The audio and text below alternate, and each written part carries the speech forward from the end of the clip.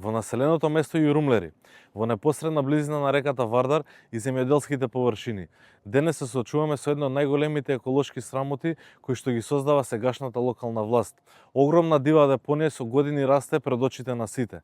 Наместо понуди со системско и трајно решение за управување со отпадот, градоначалникот свесно одбрал простор и го претворил во несанитарна депонија, каде што се фрла се, од кабаст отпад до ѓубре собрано околу континерите.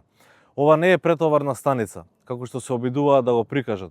Ова е класичен пример за неспособност, неодговорност и целосно занемарување на здравјето на граѓаните.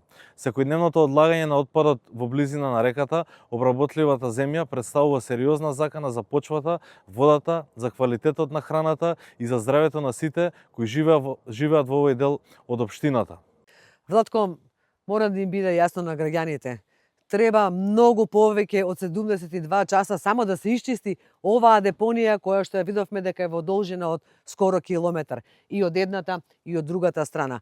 Овдека има преку десетици илјади кубни метри на отпад.